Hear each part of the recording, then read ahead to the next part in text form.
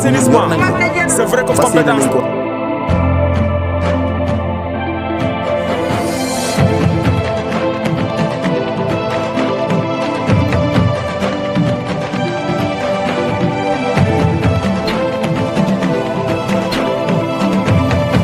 asalaamaaleykum wa rahmatulah waa RTV di Étoile Jamono tey ñu ngi dalal ki nga xamante ni mooy Pierre Jo maa ngi lay nuyu di la ziar. waa Jili maa ngi lay fay. Pierre Jo gis nañ ni campagne bi fi mu toll nii sori na lool mais foo dem nit ñi naan Pierre Jo donc ban liggéey nga def ba am lii nii.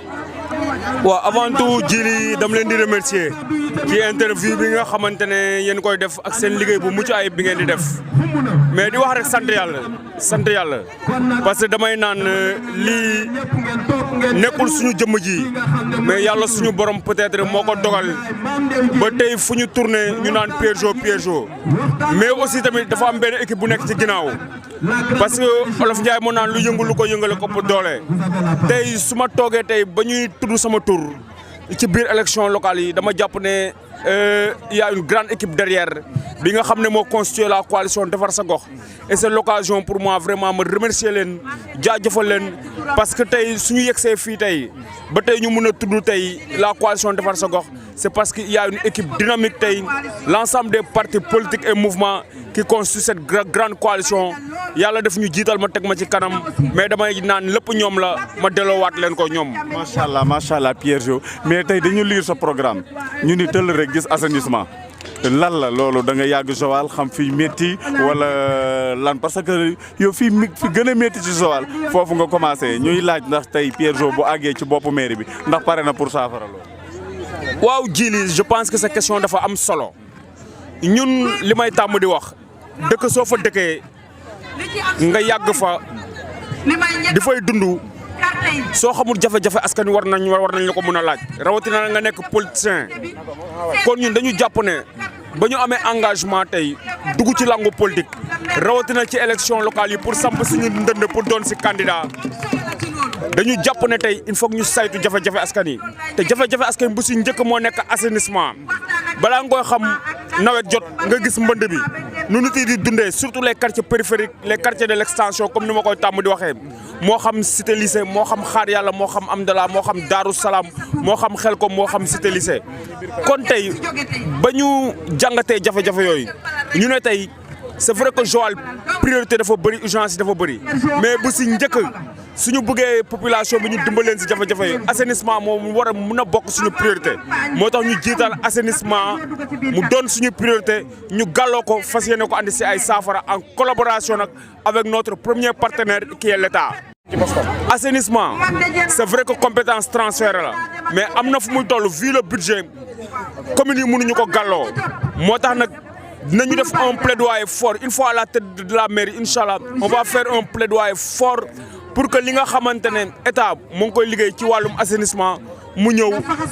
engagement yi nga xam ne jëloon na ko à travers le ministre Mbaye Thiam vraiment mu honoré ko qui est un coût de 6 milliards. kon loolu je pense que dafa bokk ci urgence dafa bokk ci priorité moo tax ñu jiital ko suñu programme gold gouvernance locale pour le développement de la commune de Joal Fadiouth. macha allah ñuy wax nag fi may tëjee ak yow mooy Pierre Jo ak jeunesse bi donc loolu lu yàgg la parce que fu ñu dem di laajte dañ naan Pierre Jo ba mu dalee defar ASC yi ba mu leen dalee jàppale loolu yàgg la da nga préparé woon lii wala sa gëm-gëm ci Joal moo la doon yóbbee loolu. waaw xam nga comme lu ñuy tàmm di wax rek man j'ai l'habitude de dire que nit ki balaa ngay dugg ci politique il faut nga xam lu la dugal ci politique d'abord man ba may dugg ci politique laata may dugg ci politique dama commencé def ay actes de bienfaisance di poser ay actes ba may doon étudiant à l'université ba may nekk ci mouvement associatif fii à Joal Fadiouth kon tey dama jàpp ne politique continue su ma duggee ci langue politique continuité rek la mën a doon moo tax ba ma duggee ci politique ma ne man tey su ma amul njëriñ askan wi jarul may dugg ci politique moo tax une fois ba yàlla defee tey ma dugg ci langue politique bi am ay ndombal tànk li ma njëkk a def moo nekk lan tey comment faire pour créer cette proximité entre man ak population bi rawatina ndaw yi parce que tamit ndaw moo mën a liggéeyal moromu ndawam ndaw moo mën a jëflante ak moromu ndawam ndaw moo mën a wax ak moromu ndawam moo tax sama action yu bëri ndaw yi laa ko jagleel ñoo porté li nga xamante ne mooy samay acte mooy sama préoccupation kon tey li may tàmm di wax rek rëccum ko parce que dama ji dëmb tey soog a ñëw kon tey en collaboration avec toute la coalition c'est le moment de récolter les fruits mais di wax aussi tamit du man rek parce que responsable yi nekk ci biir coalition bi yëpp ñoom tamit dañu ji dëmb tey soog a ñëw et ensemble on va récolter ces fruits là incha allah. macha allah kon nag sa dernier mot ma bàyyi la xam naa ne temps yi sonn ngeen proximité bi ak liggéey bi lan ngay dénk jeunesse Joal Fadiouth bi nga xam ne ñoo topp sa ginnaaw. waaw Djily le dernier mot du dara sant yàlla rek di gërëm toute la population de Joal Fadiouth Ngazobil pour la confiance qu'ils nous ont accordée parce que su ma nee la confiance qu'ils nous ont accordée lii kenn dootu ko naatable fu ñu dem population bi dalal ñu tatagal ñu jox ñu suñu wàccuwaay mais aussi accordé ñu pleine confiance loolu nag lu ko waral moo nekk liggéey bi nga xam ne yàgg nañ ko def kon di wax rek encore une fois de plus jërëjëf la population de Joal Fadiouth mais aussi de lancer un appel particulièrement à la jeunesse pour que la jeunesse puisse faire un vote utile parce que tamit politique am na fu mu toll bu ñuy pasaree carte yi candidat yi bëri na mais suñu bëggee gagner tey au soir du 23 janvier 2022 nañu def un vote utile pour la coalition Defar Sa Gox parce que tamit candidat am na mais aussi tamit candidat yi ci biir candidat yi dafa am kon tey la coalition Defar Sa Gox est plus que jamais positionnée à finir de démontrer que elle peut porter haut et rehausser le blason de la commune pour une commune pour un développement durable de la commune de Joal Fadiouth kon di gërëm toute la coalition Defar Sa Gox mais aussi fi may jeexalee par rapport à la violence di lancer un message fort politique day jeex képp koo xam ne yaa ngi yee fitna ci politique jàppal ne tey bés boo ko amee sa ci fitna nga koy yor jee kon di wax ne tey ñi nga xam ne ñoo waroon joxe le bon exemple à savoir le ministre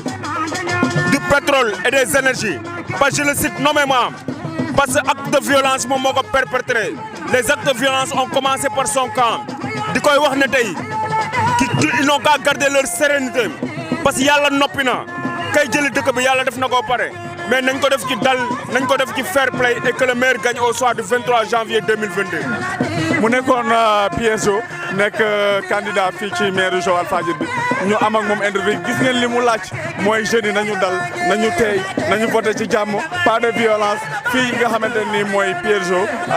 macha allah oote loo xamante ni lu am solo la donc duñ leen bàyyi dañuy pare dugg ci biir coalition bi jox leen Maguette Diokh jox leen Joli Kër da nga may topp léegi ci kanam ma ñëwaat.